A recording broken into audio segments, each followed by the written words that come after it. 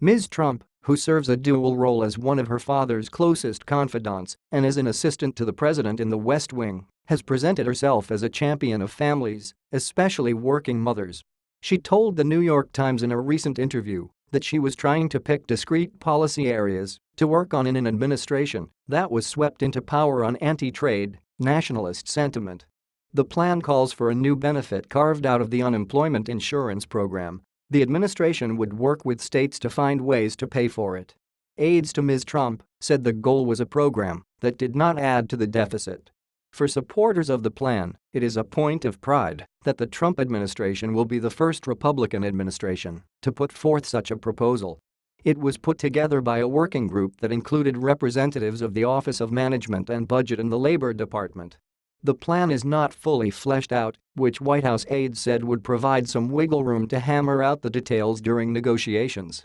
But how far those talks get remains to be seen. The plan is likely to run into trouble with the House Freedom Caucus, which is made up of ultra-conservatives who believe in a limited role for government.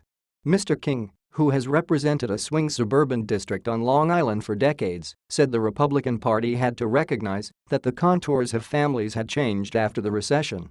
This is more and more becoming absolutely essential, he said of programs creating options for parents. Ms. Trump might find her plan to be a tough sell in Congress, not only with hardline Republicans but also with Democrats.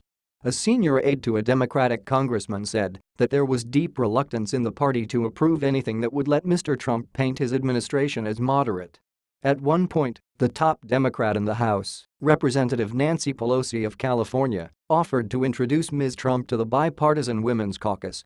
But despite a cordial discussion between Ms. Pelosi and Ms. Trump on election night, the White House has not reached out to Democrats since. An aide to the House Speaker, Paul D. Ryan of Wisconsin, when asked about the Trump budget program, pointed to a bill recently passed by the chamber sponsored by Representative Martha Roby, Republican of Alabama, that would create a bank of flexible compensatory hours that parents could use for leave. But that plan falls far short of what advocates have sought for years. Mr. Trump's original plan for 6 weeks of maternity leave, released during the campaign when he was struggling to gain support among women, excluded fathers, adoptive parents and gay couples. The new plan, which also offers 6 weeks of paid leave, covers adoptive parents and fathers. Officials did not immediately say whether it would include gay or lesbian couples. The plan also falls short of the amount of paid leave that Democratic activists have said is needed. Business leaders have often criticized paid leave legislation, calling its costs prohibitive. Still, Mr. King argued that Republicans must adjust to the new economic reality for families.